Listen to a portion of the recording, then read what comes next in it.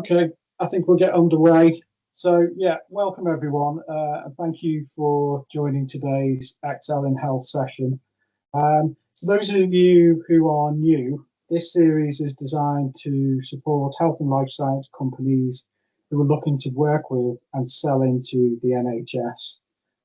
Today, we're going to be focusing on the DTAC, the Digital Technology Assessment Criteria, which is increasingly an important requirement for digital health technologies being adopted across the NHS. So if you're a company who's developing a digital health solution, the DTAC will likely be required prior to NHS deployment of your product or service. Just move my slides on. Okay, so we're just a little bit of brief housekeeping before we move on. So all the slides will be made available after the session. Please please use the Q&A function to ask any questions, or raise your hand, and we will come to you at the end of the presentation. Everyone's microphones have been muted just to ensure we get a nice clear presentation. So if you do wish to ask a question, raise your hand and then we'll come to you and we can unmute you so that you can put that question to the presenter. Okay, so just a little bit about the Health Innovation Network. So the Health Innovation Network is the innovation arm of the NHS, and it consists of 15 health innovation networks across England. So you'll see there across the map the various different health innovation networks and the areas in which they operate. So these health innovation networks, they work with the local system partners to address local health and care challenges. So each of those health innovation networks might have slightly different priorities and different areas in which they tend to focus. But broadly speaking, the health innovation network works in a fairly uniform way. We have a dual role as part of our health and wealth agenda. So we support the NHS to help achieve better health outcomes for patients and resource efficiency savings. But we also support UK PLC as part of the economic growth mission. And to achieve this, we spread healthcare innovations at pace to support patients and generate that economic growth. The Health Innovation Network comes together nationally to share expertise and best practice. And so basically, there is an ethos there of local expertise and national impact. And so together, I think you view us as the voice of the Health Innovation Network for the NHS in England. Okay, so just a little bit about ourselves, Health Innovation Northwest Coast. Like I said, each Health Innovation Network serves a distinct region and population. And you'll see on the map there, the Health Innovation Northwest Coast operates across the Cheshire and Merseyside and Lancashire and South Cumbria ICB footprints. Our activity is planned with both the local needs of the system and the wider national programme objectives in mind. And you'll see across the Health Innovation Network that the Health Innovation Networks work with their ICB partners in their region. Some of them might have 2 or even 3 ICBs in their region. And you'll find information about who their system partners are on their respective websites. Okay, so today's session is around the DTAC. So we have a big part of our role is helping health and life science companies understand how to successfully bring innovations into the NHS. And our Excel in Health series is specifically aimed at giving practical guidance and expertise. DTAC is one of the most common areas where companies request support. And so we decided that now would probably be a good time to put this session on to help provide some expertise and insights. The Digital Technology Assessment Criteria, the DTAC, has become a critical gateway for digital innovation entering the NHS. If you're developing or selling a digital product, apps, platforms, AI tools, the DTAC is something you need to understand and you need to plan for. And the early understanding of DTAC can save time during procurement, it can reduce delays, and it can strengthen your offer to NHS partners. So we're joined today by our guest speaker, Sebastian Tallents. So I'm really pleased to be joined by Sebastian. Sebastian is from NHS England's Transformation Directorate. At NHS England, Sebastian is responsible for the regulatory levers which drive compliance with digital standards across the system. And he's also involved in the ongoing review and transformation of the DTAC framework. So he's very close to the current developments in this area. So Sebastian's going to take us through some of the detail today, how the DTAC works, what's changing, and what it means for you as suppliers to the NHS in England. Like I said, we'll hold questions until the end of the session. So if you do have any questions, feel free to use the Q&A. But also you can put your hand up at the end of the session, and we'll try and come to you if we've got time. So Sebastian, I'll stop sharing and I'll hand over to you. Just bear with me a second.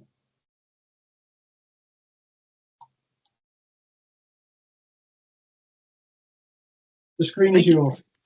Thanks, Kevin. Just a bit of introduction myself. So I'm Seb Tallents. I work, as Kevin said, in NHS England in the Transformation Directorate. And after the merger of NHSX and NHS England, I was asked to sort of do a review of DTAC. So I'll take you through, after I've gone through a bit of an introduction to what DTAC is and how it works, I'll take through a little bit of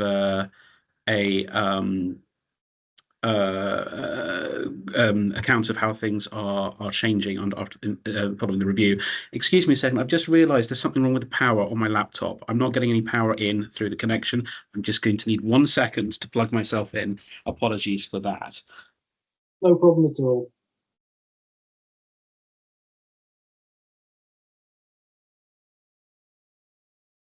Yeah, last thing we want is you dying just halfway through the session.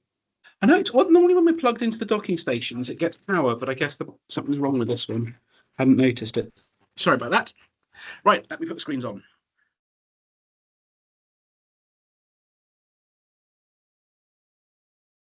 Right, so this is a bit of an introduction to DTAC. I'll cover through sort of what it is and how it works. I'll start with a bit of history. So DTAC itself stands for Digital Technology Assessment Criteria, and it was launched in 2021 by NHSX, which is, it's now jointly owned by NHSC and DHSC, as a framework that brought together the standards and policy requirements that sort of are the minimum set of standards that digital health technology products need to meet in order to be sold into the NHS. And the intent and purpose of this is we were closing down the App Store that NHS Digital had run, and the intention was to be able to provide a framework that could be used by local organisations in lieu of that. So it's to create clarity for both industry and care providers around what those baseline standards that products should meet are. Those previously been published in lots of different places. It was a complete, very difficult for both suppliers and provider organisations to sort of navigate what those were. The second purpose is to create confidence for clinicians and commissioners and the public to use digital health technologies that in the care setting, knowing that they're safe, secure and accessible. And that was increasingly important policy priority. Especially so now with the 10-year plan, we have lots of bits of software now that are directly used by people to manage wellness, prevention agenda, and in the community. So, they need to know that those apps are safe, and clinicians, if they're recommending some of these things be used, like symptom trackers, etc., they're far more likely to do that if they know that the product that's being recommended is sort of clinically safe, but also from a data protection perspective, that it's not in some way exposing people to risks of privacy inclusion. And then finally, to create consistency. So another issue was all of these standards are applied locally, and ensuring there is a consistent view on what it means to pass the standard is important for industry and care providers as well, but particularly for industry, knowing that actually when they create a set of responses that demonstrate they meet these standards, those they're being assessed in the same way. So what's it for? So it applies to digital health technologies. So these are software products that are designed to improve health outcomes or the provision and management of health and care services themselves. So things like it can cover software as a medical device, AI as a medical device products. So, AI-driven clinical decision support tools, digital therapeutics, cognitive behavioral therapy apps, for example. It also covers software or apps designed to be used to help people manage their own health and well-being. So health tracking, some of the remote monitoring applications and software that are direct to consumer as well. And also software to be used in or to help health and care system run more efficiently. So these are more staff-facing things. It could be things that help clinical staff manage their time or resources better. So things like population health management tools, visualizing imaging output, or things that help optimize the use of operation theatres, for example. But it only applies to software that's sold specific for use in the health and social care system. So out of scope are things that might help meet that definition, but are sold for generic purposes. So generic HR systems, finance systems, that kind of thing, they're not covered, because the manufacturer would have no expectation of being able to provide that level of documentation. It also doesn't include software that's embedded or on board a hardware device. So firmware, or the software that sort of underpins the user interface of a CT scanner, for example, that's out of scope, as is the hardware products themselves. This is a framework that's designed to be used specifically for this category of products. What does it cover? So there are 5 areas that DTAC covers. So there's clinical safety, which looks at compliance with medical device regulations where that's applicable, and NHS clinical safety standards, the DCB standards. It covers data protection, so compliance with the digital data security protection toolkit, UK GDPR, and additional NHS information governance policies. It covers the cybersecurity, so compliance with our various different requirements on that have been issued as national policy, including NCSC best practice. There's a section on interoperability and open tech standards. So that's ensuring that the products that are designed to be used in a more integrated way use the appropriate appropriate use of NHS products, platforms, and data standards, and a section on usability and accessibility, which is comparative information on user-centric design and accessibility standards. So WCAG 2.2, for example, for web and mobile applications, and a sort of a steer to support the the NHS's accessible information standard as may be appropriate. So how does it work in practice? I think the main important thing here is at the moment it is not a national certification, it's a local process. So the risks and legal and regulatory duties that these standards are supposed to support are risks that are held locally by the care provider or commissioner organisation. And a lot of the standards, the national standards and policies we've developed have been built with that in mind. So a lot of them essentially are about a sort of point in time evaluation of the product. The idea is the DTAC form can be completed and maintained by the digital health tech manufacturer as a single documentation set that can then support that local assurance process as and when needed. It's not self-certified, so the intent is that actually the form is the evidence set that would be used to support an assessment by local organisations. It's not intended to be a self-certification process where simply having the form itself and completing the form itself satisfies the process. Currently, there's no third-party certification process for NHSE or DHSE that we endorse and recommend for use, but we are going to look at that, and I'll talk about that a little bit later on. So what happens then is the supplier manufacturer can maintain this set of DTAC documentation. You can find more of the detail of the documentation on templates on a website. And then the assessment itself is conducted by each local organisation's appropriate professions that work in the risk ownership governance functions within that organisation. So we've set out here a little bit more information about the sort of kind of professions that we'd expect to be involved on the assessment side. So the clinical safety, would expect the accountable officer that's overseeing that governance function would be the chief clinical information officer, nursing information officer, or clinician fulfilling that role, and then the actual subject matter expertise would conduct the review and assessment of the work of the form is the clinical safety officer or engineer. Similarly, for data protection, it's under the auspices of the organization's data protection officer. The subject matter expert role would be information governance officers. Similar for technical security, CISO, with technical architects or cybersecurity managers being responsible for doing the assessment. Interoperability, it's again the chief information officer, chief technology officer, with technical architects or business analysts doing the analysis work. Usability and accessibility is an interesting one.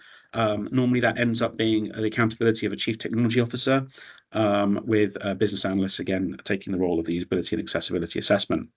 Though some organizations may have their own approach to this. That's the sort of recommendation from NHS England on how it should be implemented in practice. So what will be happening is, as a manufacturer, you'll have a completed set of documentation. At some point during the procurement process, you'll be asked to provide this, and it will then be assessed by the respective professionals involved in the assurance and due diligence process as part of that initial procurement activity.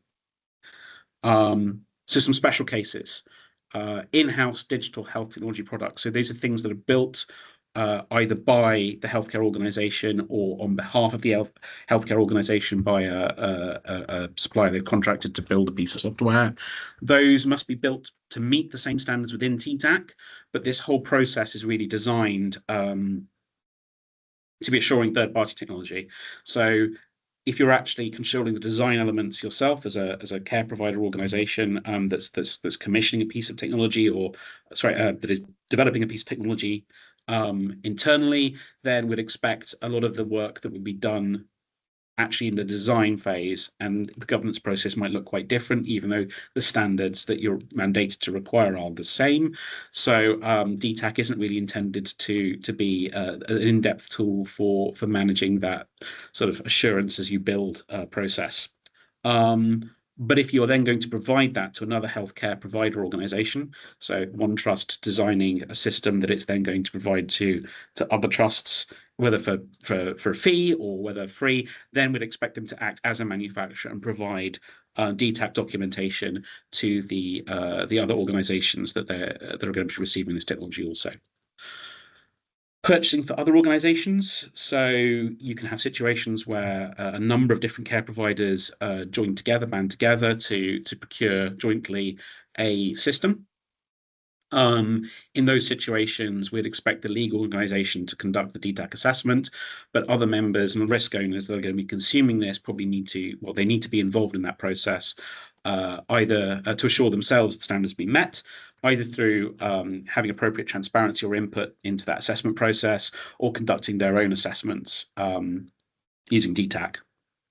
And then third-party DTAC certification. So there are a number of organizations that offer some kind of DTAC assessment as a service, either to manufacturers or to NHS organizations. And that many organizations find that quite valuable. As I've mentioned, we don't recognize or endorse a certification-based model in NHS England. So the use of those third parties is at the discretion of the local organizations. The risk, the risk is still held by those, the care provider organization or commission organization whose duty is to undertake the assessment activity. And they've got to make sure that they're satisfied that the methodologies, assessment methodologies, and appropriate sort of guarantees are in place by a third-party organisation that's doing that. So I'm going to talk a little bit about the DTAC review now. So I've set out how DTAC works in theory and in practice. It is inherently a duplicative process. So at the moment, with the duty and responsibility resting with the care provider or commission organizations means you're looking at the same product that's probably going to be used in pretty much the same context and reviewing it across the system many, many, many times. And that's inherently inefficient. There's also recognised there's limited capacity in some commission and care provider organisations that's leading to a bit of a backlog. There was some confusion in how it was applied. So the one-size-fits-all approach to the questions, irrespective of the technology type, and a mix of must-haves and nice-to-haves in the original form was driving a lot of confusion, and resulting in an inconsistent application.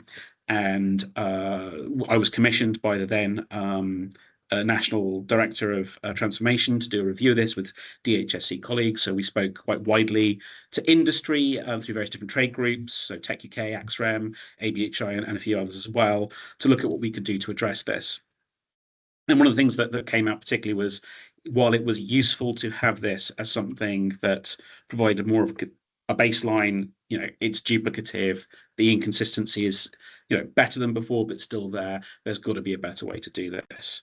So one of the things that we did was to map the journey of a set of categories of products to the journey. So we sort of spec these out as local systems that are connected to national platforms and products, systems that we used largely locally within the care provider organization itself, but integrated to either other regional systems or other systems used in the care provider organization itself, and then a set of citizen-facing apps, either ones that were second-tier or standalone products that were used within the hospital itself, or what we call non-commissioned DHTs. So there was a large number of citizen-facing, citizen-used software applications that were not necessarily being bought and paid for by the trust themselves, but were increasingly important to managing people's conditions. And the particular procurement routes for that, or procurement routes is the wrong word, the particular distribution channels for those were normally to trusts were sort of buying app stores from third parties that would then surface these applications to patients. And we mapped that process. So I'm not going to go into this in great detail, but this is our tube map type plot of this. Each one of these stations is a point where a product might be subject to various different assurance checks, and we've divided this up in sort of 4 areas. So getting onto the marketplace in the first place, the procurement activities from getting onto NHS frameworks through to individual call-off contracts, deployment integration of technology where that's appropriate, and then the sort of post-market surveillance sort of activities as well that tend to kick in. And what you can see is there's a lot of different touch points end to end, and we call this longitudinal duplication. And on top of that, there's lateral duplication, where the same process might be repeated across multiple different trusts when you're doing a procurement activity. And what we found actually is that there's quite a lot of unrecognized duplicated activity that was going on, and also that actually some of the assumptions that were made about what route a particular type of product would go through to get into the hands of a patient wasn't always what was expected. So a lot of the original intent of DTAC was to look at the kind of applications that would be particularly direct to citizens, and we discovered that actually, as it's being applied as a procurement activity, and a lot of these products weren't going through traditional procurement routes, actually they weren't being touched by the assurance functions. And so we also sort of map pain points onto this when talking to industry and care provider organizations. So the first one is that the standards used by regulators cover similar ground as DTAC, but not necessarily in a consistent way or using the same sort of inputs. Second point, that standards require an NHS procurement framework often duplicate elements in DTAC, but again using different formats and structures to gather the evidence. The checks at procurement stage on framework level aren't necessarily so rigorous. It's essentially self-certified, but then they're not always trusted downstream by downstream organizations as a result of that. In the procurement process itself, DTAC standards were still being assessed inconsistently by each buyer. May use inconsistent forms or questions. They duplicate other points of purchase assurance, i.e. that's across different organizations, apply different scopes. So we found that there was actually a bit of an uncertainty, and DTAC was being applied to products that it really shouldn't be applied to because it wasn't designed to.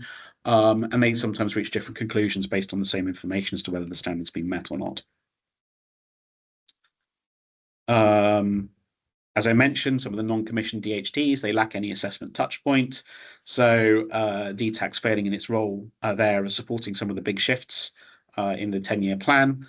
Also a challenge for suppliers of non-medical device digital health technologies that have no way to easily build confidence with frontline clinicians that are safe, because they're not necessarily being able to gather the structured data on their usage that would support that.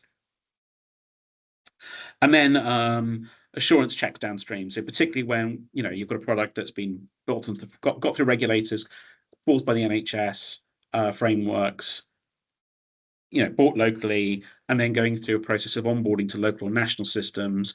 Again, a lot of the onboarding process to the national systems, either for a specific instance or generally, that product generally, repeats some of the same sort of questions and assurance points to notionally the same standards that DTAC is making assessment for. But again, the forms that gather that information tend to be inconsistent, so resulting in sort of new documentation requirements.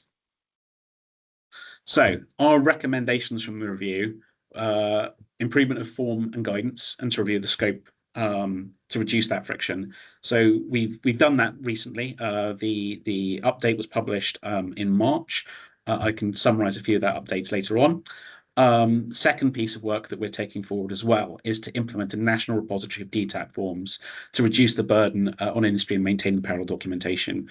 So, even though we've created a standardized form that you can download and complete as part of your documentation set and maintain, we're still seeing quite a lot of local organizations, individual NHS buyers, create their own version of the form, which may vary in slightly different ways or tweak the question. And we recognize that's actually a far more significant burden on industry than it might first appear. The need to sort of QA these forms, maintain them, ensure they're accurate, means every time we create a new form that's covering the same ground, it's a real burden that needs to be addressed. So part of the idea is to build a national repository of DTAC forms and documentation through the Innovator Passport work that will sort of streamline that. And finally, certification systems. So the main, the biggest issue we've got here is that tube line. All those different touch points, because all of those different organizations are separate legal entities with their own duties, their own responsibilities, their own risk ownership. And what's missing here is not the technical capability to do these assessments so much as a means of transferring risk and liability between the different organizations so they can trust a single or another organization's assessment. So how we're doing that is we're looking at a certification-based approach. So that came up very strongly in our engagement with industry during the DTAC review. I think sort of one of the key messages that we heard most, though, is actually please don't create a certification scheme that is necessarily a new novel certification against DTAC. Can you not do more to recognize certifications we may have already or need for other jurisdictions? So our main area of focus in that will be to look at a set of standards and an international standard, ISO 82304-2, which covers very much the same sort of grounds and policy intent as DTAC. It's being increasingly used in Europe, and we're keen to explore if we could adopt that as an equivalency option. So products that have a certification to that could be able to use the certification as a blanket evidence for at least some elements of our national standards, and therefore be able to reduce the amount of local assurance that's happening at each one of those individual organizations. That work is sort of midway at the moment. We're getting to the stage where we're doing more detailed mapping to our national standards, and we're looking to engage with industry as we do that to look at how we can create a scheme that genuinely reduces the burden on both industry and care providers and streamlines things without needing to create any new paperwork or cost burdens. Right, so let me tell you about the updates that we've made to DTAC itself. So I've talked you through a lot of the findings from the review itself that were replied to the first iteration of DTAC. In March, we updated it, the form, and republished it. It's on a new website as well. It's just moved to NHS England's website. So it's an updated form with 25% less questions. So we radically aim to streamline any piece of information or question we're asking that wasn't actually being used for assurance process has been removed. We've also looked at where there are other processes in place. So, for example, DTAC asks that organizations complete the Data Security Protection Toolkit. If there are any questions in DTAC that duplicated information provided as part of the DSPT completion, we remove those questions from DTAC. There's no need. We've got that information already. So that allowed quite a significant amount of streamlining. The legacy DTAC form is being phased out. The new form should now be in use now. You can find that on our website, and we'll be using that form going forward. Updated DTAC guidance as well. So along with the updated DTAC form, we published refreshed guidance on how to apply it. So it really sort of reframed the purpose, scope, and governance expectations, particularly sort of how it should be applied by local organizations. It offers greater clarity on how requirements within it should be met, remove some of the outdated requirements, and it's generally designed to support developers and buying organizations to complete those assessments, navigate the new form in a sort of slicker, faster way than had been happening to date. We've also made a scope change to DTAC. So I've said that it applies to digital health technologies. Early on, DTAC had also been applied to match the scope of the DCB clinical safety standards that also apply to hardware products. Now, actually, outside of the DCB clinical safety standards, a lot of the questions within DTAC didn't really work or apply to hardware-based products, particularly hardware-based medical device products. In fact, there were some requirements within DTAC that it was impossible to both comply with the medical device regulations for hardware products and some of the requirements we put in DTAC. I think it was around cyber essentials and patching timelines were just impossible to meet both the requirement for recertification and the fast pace of fixing and patching operating systems within medical device technologies. So we have clarified that DTAC is intended to apply for software products where you do have software that's designed to be used alongside medical devices. So imaging software, for example, that is bundled with a scanner. The DCB element, clinical safety standard element in DTAC needs to cover both the hardware and the software, but the rest of the assessment is applying strictly to the software. What we hope these changes mean for industry. The updated DTAC form and guidance, clearer, more predictable assurance landscape, more clarified expectations. As I mentioned, the criteria on what pass and fail means for each criteria is now much less ambiguous than it was previously. Developers should have more structured and precise requirements across clinical safety, data protection, cybersecurity, and interoperability, and clearer evidence standards. So that should be easier, make life easier for yourselves as well. We've removed some of the outdated obligations. So there were some requirements around NHS specific training for supplier CSOs that had been included in the last version of DTAC. We've now aligned that to the guidance published by the Clinical Safety Group in the standard itself. So clinical safety officers being specifically trained is recommended good practice, but there's no actual obligation to get NHS specific training for that. So developers may now be able to maintain a single complete version specific set for DTAC documentation and transparency materials that can be used in procurement. The idea is you can update that as there are material changes to their product, but that can be maintained once and provided as needed during procurement activities to drive the assessment. So overall, that should mean greater clarity, less variation between NHS buyers, but also a need to make sure that documentation is maintained on an ongoing basis.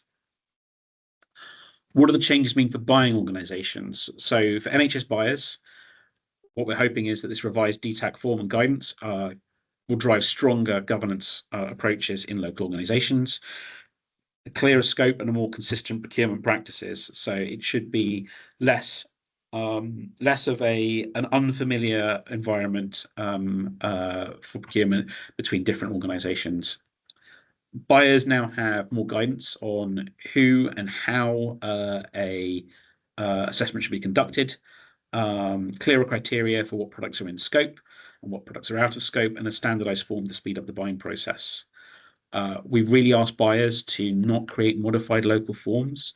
We've really stressed, and we've heard a lot from industry as well, how it's not a simple cut and paste job when we create new forms. Actually, that needs to go through QA processes. Rewording the questions creates ambiguity. We've really hammered that home in the rollout of this, that buyers should not be creating modified local forms. However, as I've mentioned, they are independent legal organisations with their own risk owners. So where risk owners want additional information that's not contained in DTAC, we've asked them to do that, which they're entitled to do. They should be doing that as a local supplement to DTAC rather than meddling with the form itself. That will then allow you to maintain standard documentation set and answer any additional questions through the normal procurement process. Updated guidance also sets out how to use DTAC for pilots, multi-organisation procurements, as I mentioned, sharing in-house products, and it also clarifies how the DTAC interacts with medical device regulations, data security protection toolkit, and the pre-acquisition questionnaire for medical devices that are all separate sort of assurance artifacts or processes that NHS England mandates. So what are we doing in the future? This is just a first step. So this was designed just to try and make things a little bit easier in the existing model of how assurance is run. So it'll improve consistency a bit. It will improve certainty a bit. But the fundamental duplication of this local assurance-based process still exists. We want to try and solve that, as I mentioned, through certifications. So industry feedback that we got very strongly was to avoid any additional UK-specific costs that might arise from that. So our principle remains to avoid any additional burdens and focus on simplification and alignment. We're going to look at passporting to enable a single assurance outcome that can then be used across different organisations and trusted across different organisations, and provide that indemnity risk transfer warranty that enables that to happen. We're exploring recognising international standards and certification schemes, so Label to Enable or ISO 8234-2 that's used in Europe.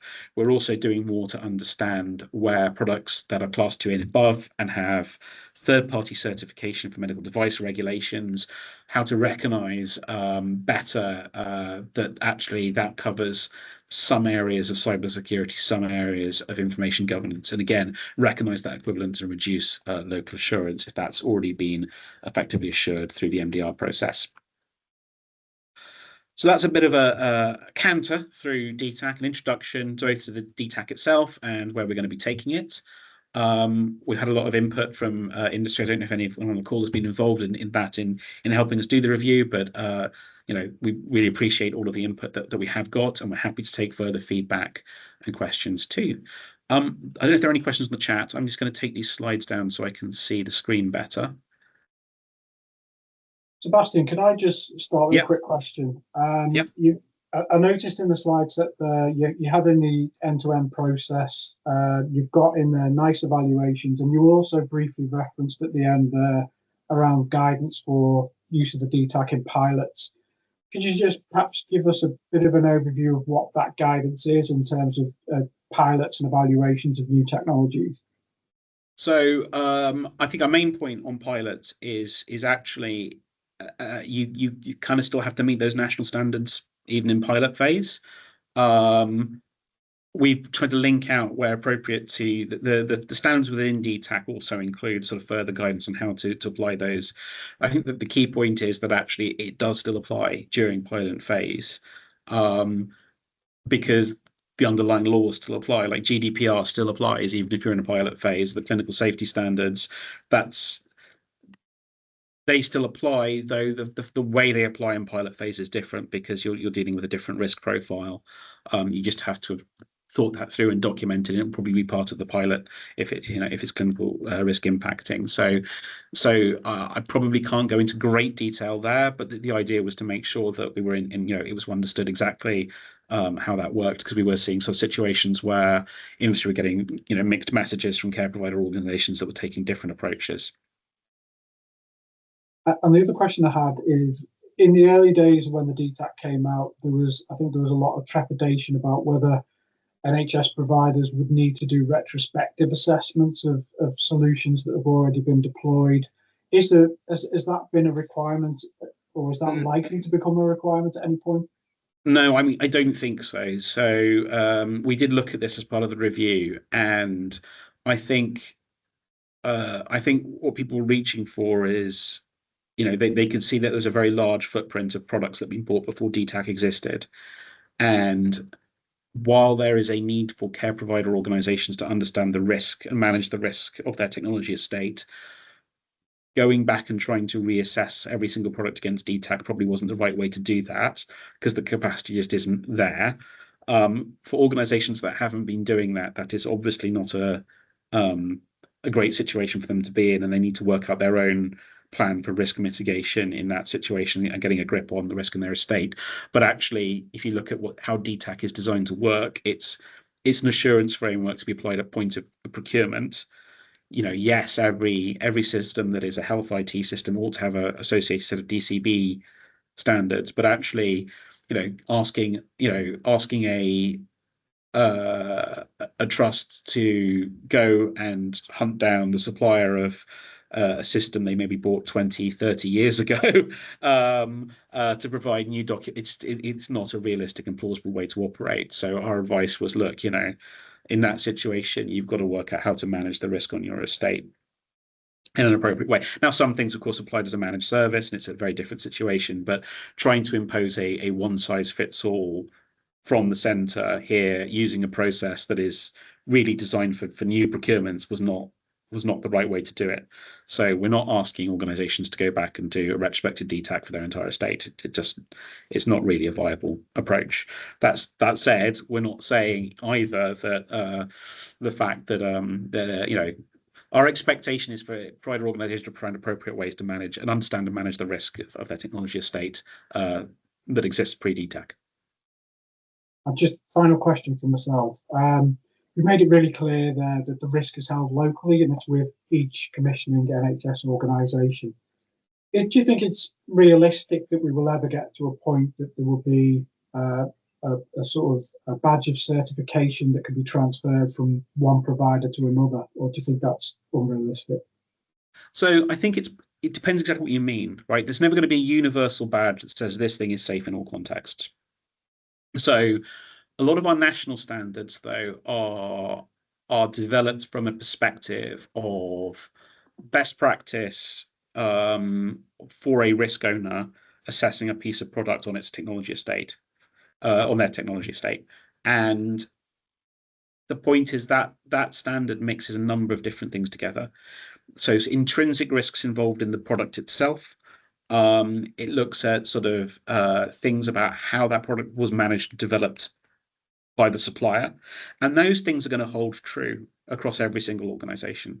So that represents an opportunity to sort of move to more of a certification-based model. Then it will also look at things that are contextual, that might vary through the context in which you plan to deploy it, how it's configured, exactly what you're going to do with information held within that system, and that may vary.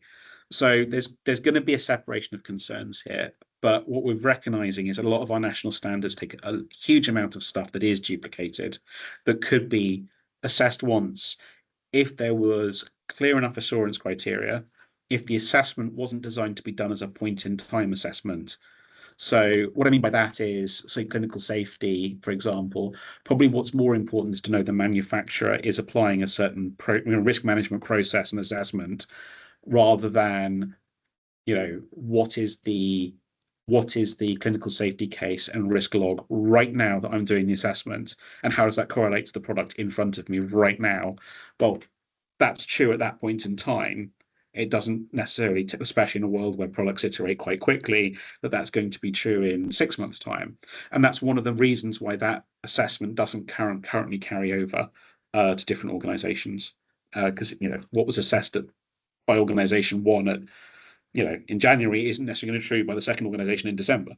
So we're looking at what we can do to try and identify standards that are built for certification, and what risks can then be transferred. Well, can be not transferred. What risks can be assessed and mitigated or managed through a certification-based process, but it's got to be one that has the underpinnings to actually allow a risk owner locally to trust it and rely on it. Because ultimately, if something does go wrong, they still have liability.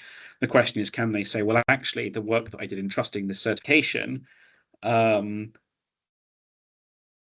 is sufficient and acceptable due diligence. So it's never going to completely eliminate local risk management activities and assurance activities.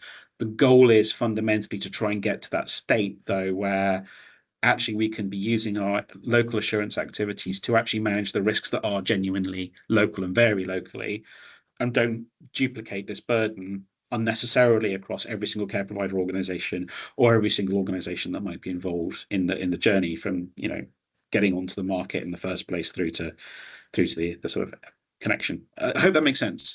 Yeah, it does. That's Yeah. really helpful. I'm just going to come to some of the questions in the chat.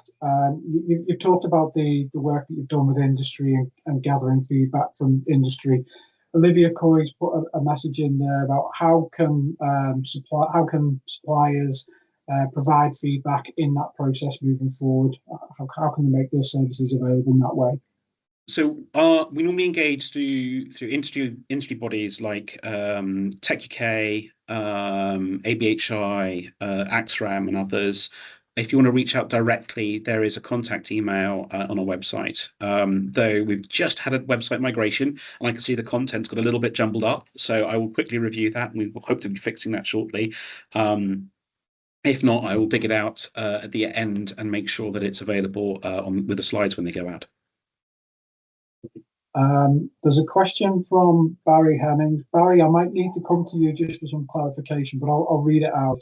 So based on the comments regarding the software embedded stroke onboard hardware device and not requiring a DTAC and the scope change, if we have a laboratory-based analysis instrument which has a connected PC internally for the instrument or external, providing the instrument application interface and LIS connectivity, is it correct to say that this does not require a DTAC under the new scope recommendations? So what we're really trying to get to is firmware there. So I assume what you're talking about here is please correct me if I'm wrong, but if you've got some sort of software that is running on a general purpose computer that's designed to take the data and information that's coming from a hardware application and visualize it, that piece of software is in scope of DTAC. If, on the other hand, you're talking about sort of drivers and things like that, firmware on the actual device itself, that's not in scope. Barry, has that answered your question? Or do you need to come back? I'm also happy to take that one by correspondence if it's complex. Okay, we'll move on. Okay, so a question from Samuel.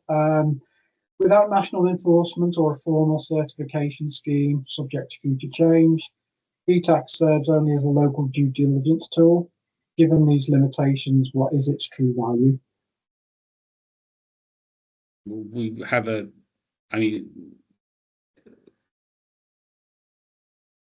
I'm not sure I would agree that it's not enforced, because the point is to enforce it by the local risk owners.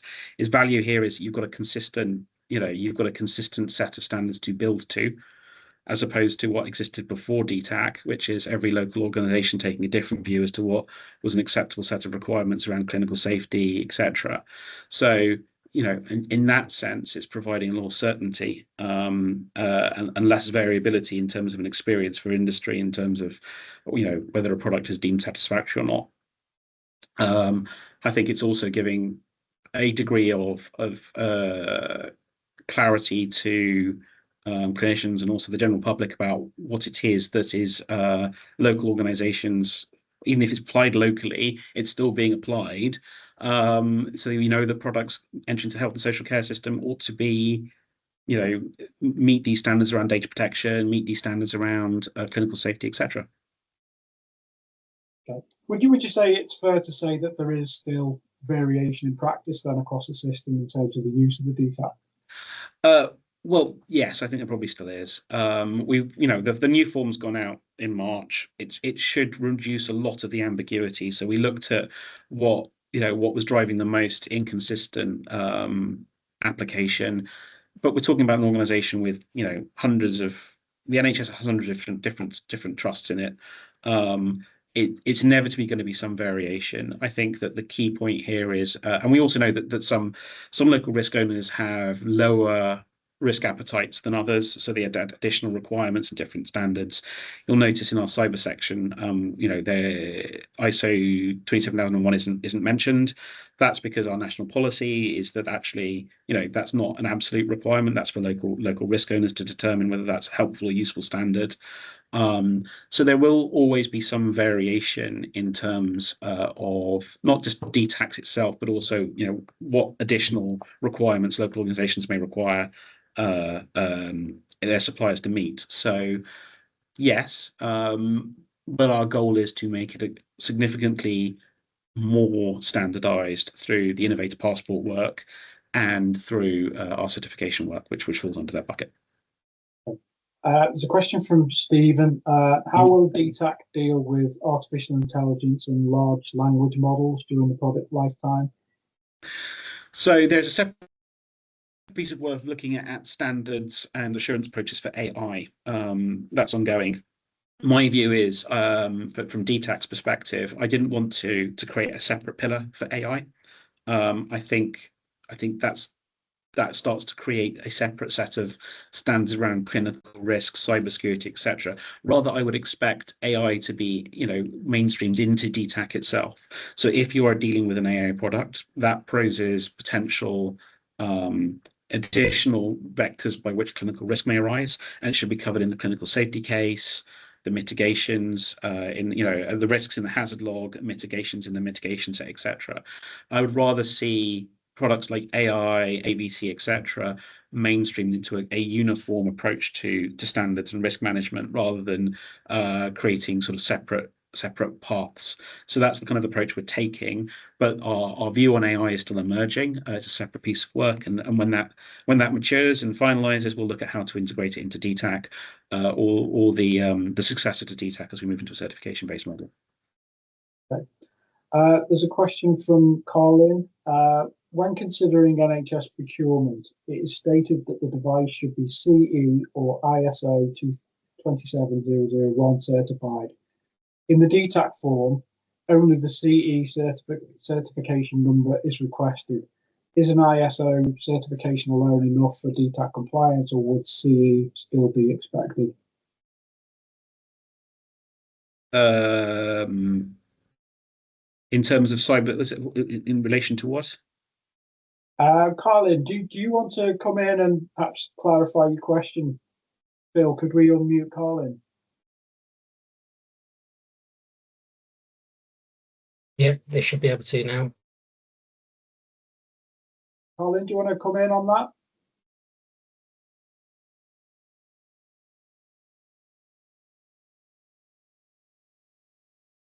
Okay, we'll move on to another question then. If you want to email me afterwards, I'm more than happy to take those sort of questions. Yeah, I think there's going to be a fair few questions we're not going to be able to get to in the time. So if I've not managed to get to your question, we will try and get some of these questions asked and answered afterwards, and sent some responses over. So please don't worry about that. Just see if there's anything we can quickly cover. Sorry, hello? Yeah, is that Colin? Hi. Yep, that's me. Sorry, I was a bit confused, but I'm here now. Yeah, would you just like to clarify your question, please? Yes, of course. So we got some feedback initially from the NHS supply chain that we weren't sort of fully compliant yet, and they referenced mainly that we should either have like Cyber Essentials or 27001. And then it just highlighted to me that in the DTAC form, only the Cyber Essentials certification was requested, sort of making it seem like perhaps that was either more important or sort of required for compliance, and that the 27001 maybe wasn't enough on its own. So this is one of the things that we struggled with most. So Cyber Essentials makes sense. I was hearing CE marking, and that's why I was confused. Cyber Essentials is sort of the government recommended standard, but it looks at the corporate systems largely. ISO 27001 is a common approach for risk management relating from cyber. are the for DTAC, I had to try and get to make sure that all of the requirements we have in them have their grounds in a policy mandate or regulatory requirement, etc. We've used a number of the chief X officer for the system as a whole to guide what those fundamental requirements are. So again, these are trying to be baseline rather than this is what everything has to meet rather than necessarily what best practice might be or most rigorous. And our cyber regulator for the health and social care system, his position on ISO 27001 is it lets you know that there is a risk management process in place. It doesn't let you know